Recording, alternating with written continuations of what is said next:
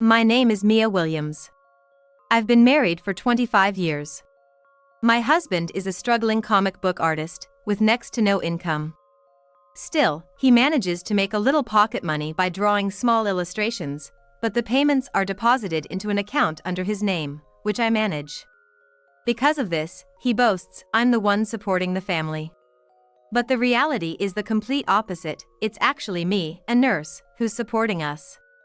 This has made our life difficult, but my husband doesn't understand it at all. We somehow managed to get our son through college, and now that he's working, he's finally starting to contribute a bit to the household, giving us a much-needed break. I was thinking that now, without the major expense of tuition, we could even travel together as a couple. That's when it happened. My husband came out with something unbelievable. I want to support my mistress who's suffering from cancer and my lonely, illegitimate child. When he suddenly said this, I thought it was a new story for his comic. Oh, a mistress and an illegitimate child suffering from cancer, huh? It's a bit cliché, but it could be interesting depending on the development. I'm serious. At your age, aiming for a newcomer's award? But you're technically a pro since you're getting paid, so that's not gonna happen, right? What are you talking about? This isn't about a comic. My husband was insisting it was the truth, desperately. His desperation slowly made me wonder, and I began to think this might actually be an admission of an affair. So, you're saying you've been cheating, right? No mistake? Yeah, no mistake, but it's not cheating. If it's not cheating, then what is it? It's serious. My husband, nostrils flaring, insisted it was serious. Whether it's cheating or serious, to me, his wife, it's undoubtedly a betrayal. Did you say illegitimate child? Yeah, an illegitimate child. So, you're saying it's your kid, right? Exactly. And how old is this child? 5 years old. So, this has been going on for 6 years? No, 8 years. 8 years ago. My mind started racing. That was when our son was 16. He had been cheating since then, spinning around like a top between here and there. And you had no clue. How can he say that so proudly? Right, back then, our son was going through his rebellious phase. And you were often away from home, coming up with excuses like looking for comic book ideas or going on trips with friends. Yeah, that's right. So, I've been deceived for 8 years? Well, yeah, that's about it. My husband always chased his dreams, claiming he had no interest in anything but comics. He was so determined to become a successful comic book artist. But years passed, and success never came, nor did our financial situation improve. When we were younger, he would apologize, saying, since you're working outside, I'll take care of the house. He did everything, cooking, cleaning, laundry. When we had our child, taking him to daycare and caring for him when he was sick became my husband's job. I never had to take a day off work. Thanks to that, we've made it this far, and I wasn't as pressed for time as other nurses. But as our son hit his rebellious phase and turned his frustrations towards my husband, he began to escape more frequently outside. That's when he started throwing harsh words at me. You're lucky, being working all the time. You don't have to worry about our son's rebellious phase. But if I hadn't worked? Yeah, I'm sorry. My income is so low. But remember, I'm the one feeding you all. Don't forget that, no matter how much you work. What? Despite never having earned enough to support us. And I had kept quiet to protect his pride, worried that confronting him would crush his spirit and he'd lose the motivation to work. What do you think you are?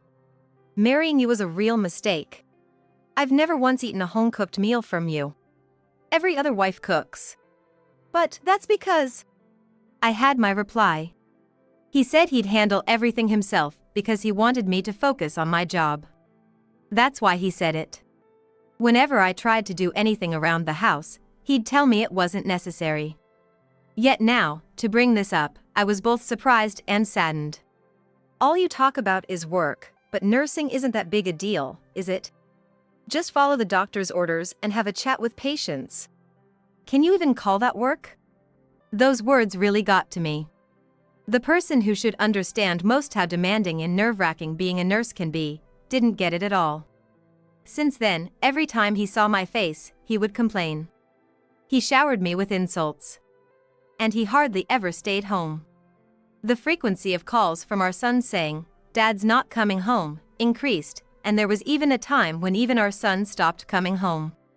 Somehow he made it to college, but the situation didn't change and I felt left alone in the house. And now, to realize all this was because of an affair.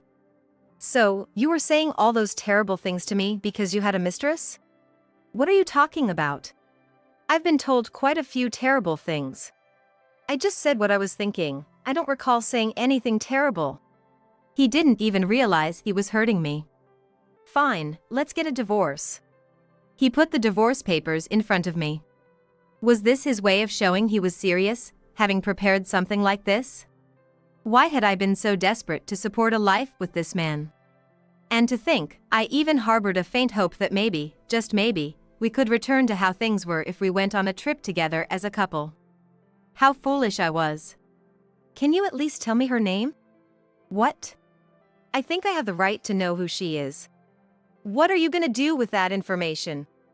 She's sick. What do you plan to do? Go there and do what? He yelled as if screaming, trying to protect her. On the contrary, he saw me as nothing but a threat. What a situation. The shock was immense, and he was no longer a man I wanted to keep by my side. I can live on my own, and our son is now settled. I don't need this man to live. I don't intend to harm your girlfriend. I just thought I had the right to know her name. But it's fine, I'll give you the divorce. In return, I'm keeping the house. Fine, do whatever you want. I'm going to live with her, so I don't need this house. He must have thought he won because I backed down. Puffing out his chest, my husband declared he didn't need the house. After signing the divorce papers, I handed them to him. We're strangers now. Yeah, well, I guess you won't remarry, but find someone good and be happy. As if he meant that. Such hollow words. When he left, I didn't cry, I just laid my head down on the table. I wished sleep would take me, but my mind was too alert to rest. What were these 25 years all about? As the room darkened and night fell, my son came home. Thinking no one was there due to the darkness, he was surprised when he turned on the light. Mom, are you okay? Hey. What happened? Did something happen? As he rummaged in the fridge for a drink, I told him about the separation from his father. He turned around, surprised at first, but then he spoke quite lightly. So, I see. Well, that guy was just like that. Now that the burden's gone, isn't it better? Oh, so he was our burden. But the shock of divorce wasn't something that could be easily dismissed. He didn't even tell me the woman's name. Do you want to know? It'd be nice to know, but it's not like I'm going to do anything with that information. If it'll make you feel better, I'll find out for you. Saying this, my son patted my back, trying to cheer me up. Having been down for a while, I decided not to let this break me and to focus solely on work. Lost things don't return, and they weren't worth mourning over. That's what I convinced myself. I threw myself into work more than ever, gradually recovering from the shock. 3 months passed, and my emotions stabilized. My role as a nurse, which had supported me, inspired a new determination to support my patients. One day, as I was walking through the hospital, a patient in a wheelchair called out to me. Turning around, I saw a patient wrapped in bandages, looking almost like a mummy. Unable to move the wheelchair themselves, followed by a new nurse. Mia! You're Mia, right? Please, help me! Take care of me! Questions flew through my mind. It was impossible for a patient to know me by name in this hospital. You're a surgery patient, aren't you? Then, the new nurse informed me that he was Daniel Williams. Daniel Williams was the name of my husband from whom I separated 3 months ago. I was speechless at his drastically changed appearance, but since he said he was headed back to his room, I decided to take over pushing his wheelchair. Daniel squinted happily as we moved outside. I decided to take over pushing his wheelchair and we moved outside. Knowing that the courtyard would be deserted, I asked him there. How did this happen to you? Well, it was an accident. And your mistress? I kicked her to the curb myself. Despite Daniel saying this with such arrogance, he wasn't strong enough to have ended things under these circumstances. So, you're the one who ended it? Yeah, exactly. Even with an illegitimate child involved? Yeah, for all I know, that child might not even be mine. How things have changed in just 3 months. One could guess there was some drama between them. But I didn't know what it was, and as I looked at Toshio's figure, I felt like a sucker. Weren't you dumped rather than being the dumper? He looked down as I said it, seemingly hitting the mark. Yet, he quietly denied the truth. Well, it doesn't matter to me whether you were dumped or you left her. More importantly, your mistress's name was Camila Johnson, right?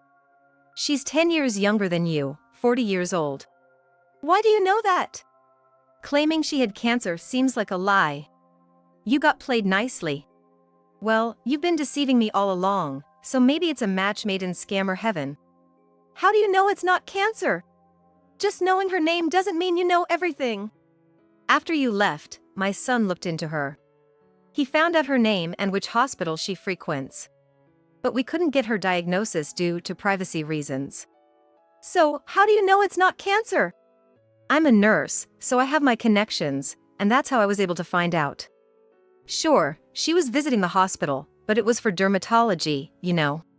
It was for an allergic condition that could improve with dietary care. That's so? Apparently, she doesn't like dealing with the details, such as diet therapy. Maybe she used her rash to claim she had skin cancer? You, being naive, believed her, right? Well, yeah, sort of. She probably thought you were a successful comic artist because you spent money on her generously while you were together.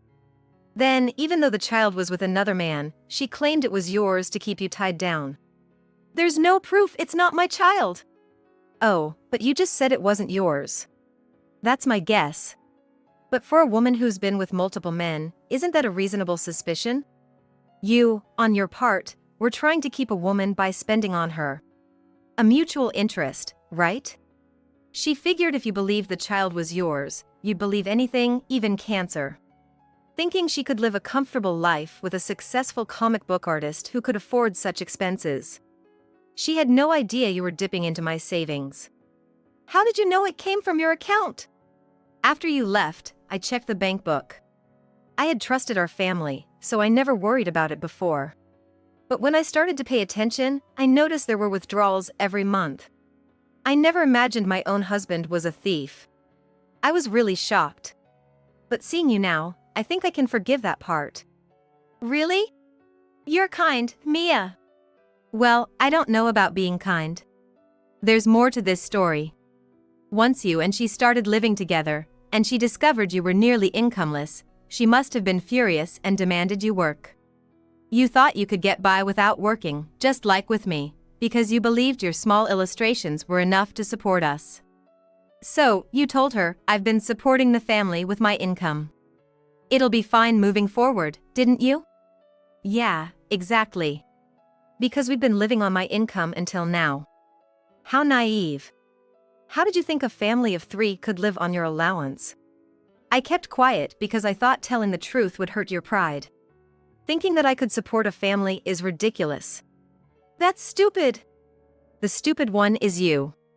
She was after your money and got fed up with you being practically unemployed.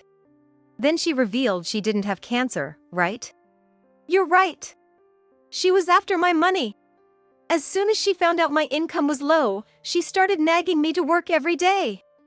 But I'm a comic artist, I told her that's my job, but she said that wasn't a real job because it doesn't make enough to live on. If I don't work, she said we should break up. Exactly. Instead of giving her the divorce papers, she gave them to you. She was lying to me. Saying she had cancer when she didn't, making herself out to be some poor, pitiful woman. But you were the one who couldn't see through her lies and ran off to her, wasn't it your decision? Yeah, you're right. I was really stupid. And then? And then? This is quite an interesting story so far. It could make for good work. But what about after that? How did you end up wrapped in bandages like a mummy? If that part isn't clear, it'd make the comic less interesting. Shocked by being dumped by her, I drank and drove my car too fast. Then, I had an accident, and here I am. Quite a mundane ending, isn't it? That would be a letdown for the readers. My life isn't a comic. It's almost like one.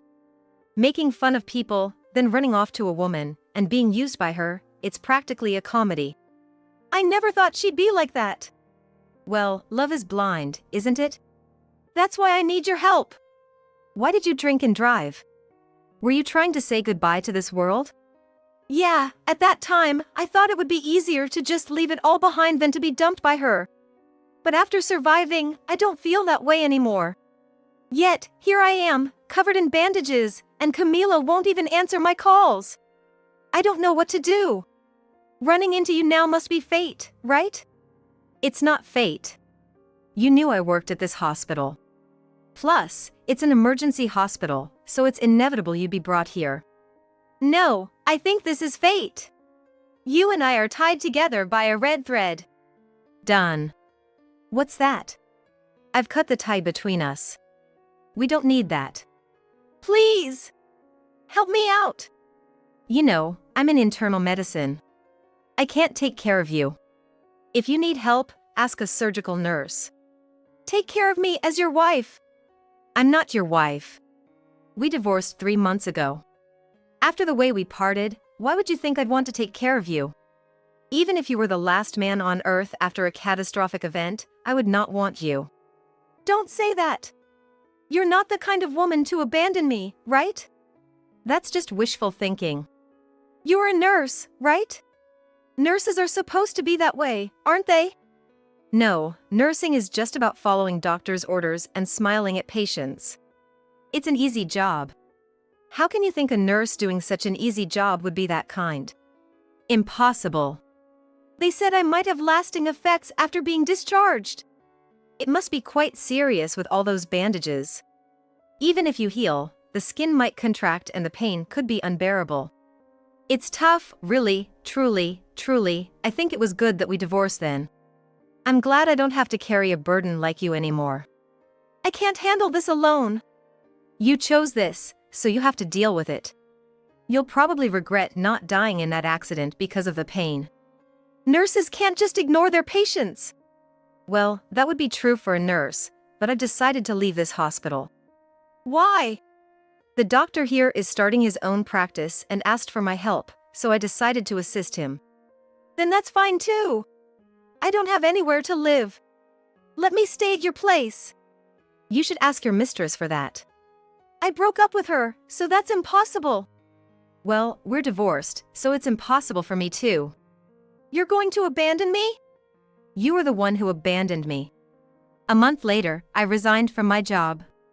While saying my goodbyes, I received a call. Looking at the screen, it was from an unknown number. Normally, I wouldn't answer, but considering it was my last day, I thought it might be someone from the hospital, so I decided to pick up.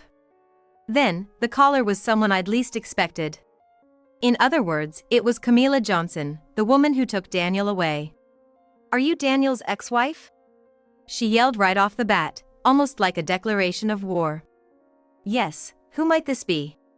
"It doesn't matter who I am. Your husband has been bothering me." "Could you be Camila? The one who took my husband away?" "Yes. Do something about it." "You're the one who took him, but I'm glad we're divorced. Thanks for taking him off my hands." "Why would it turn out like this? Even after we broke up, he wants to live together after being discharged, sending me messages every day. Plus, he blames me for his condition, saying it's because of the money he spent on me that we could live. What's with him? He's really creepy." "Really creepy, huh?" Not exactly the words you'd expect from a smart woman. "Oh, right, she's not the brightest." "So, do something about it.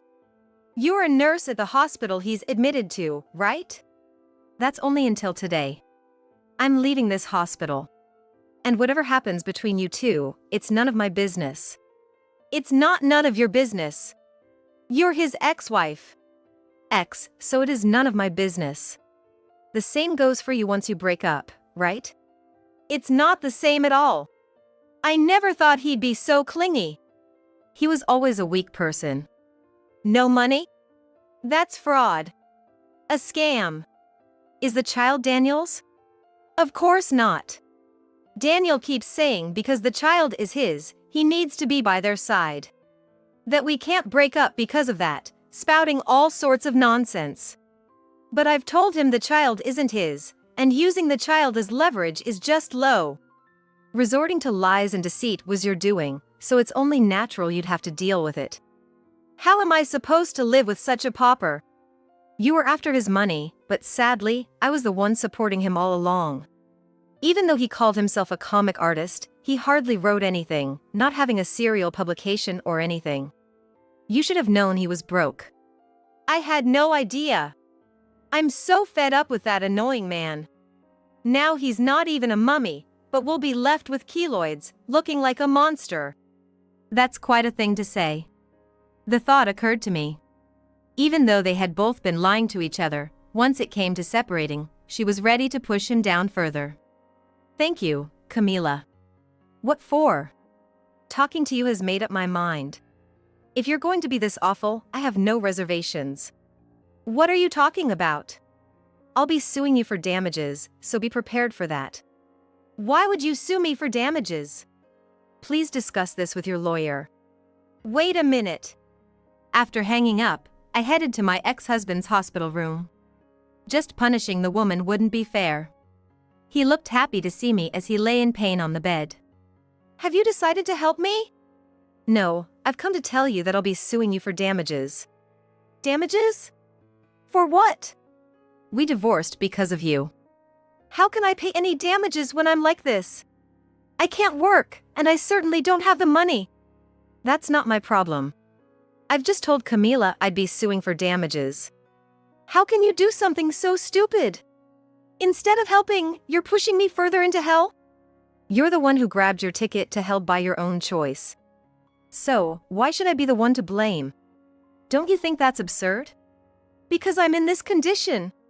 You've always been like this, blaming me, trying to justify yourself. Despite all my efforts for you, you never acknowledge them, only complaining about your hardships. But think about it, you were at home all day, either reading or creating comics, and I never complained. Even if I did, you'd say it was part of your job, your fertilizer. That's the truth. Is it? I think the reason your comic never sold is because you lack life experience. Everything is a product of your imagination, so the content lacks depth. Well, that's how it is.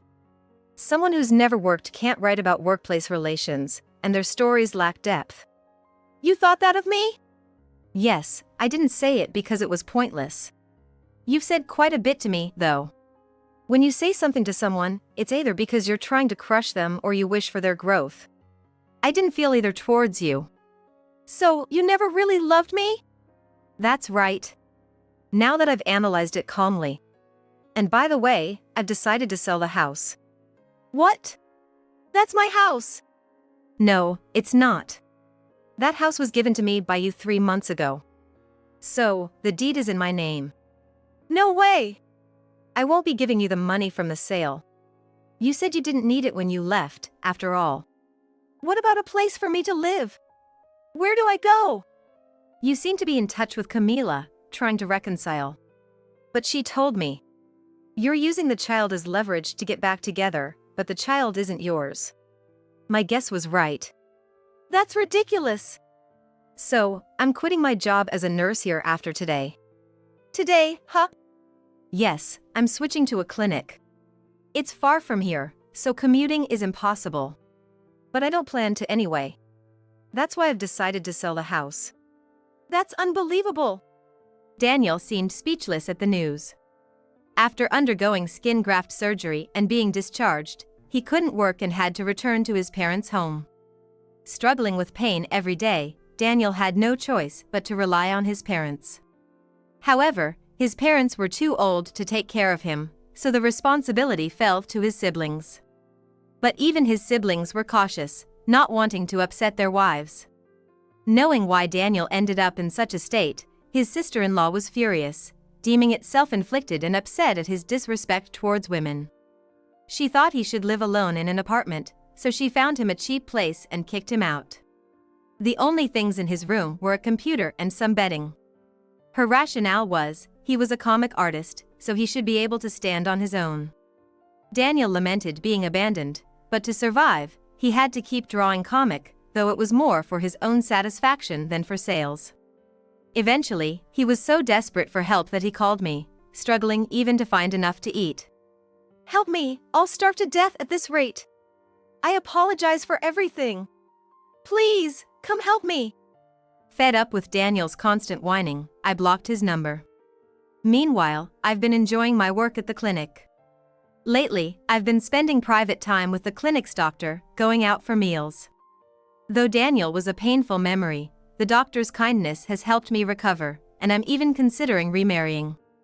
Someday, if I remarry the doctor, I plan to send Daniel an invitation.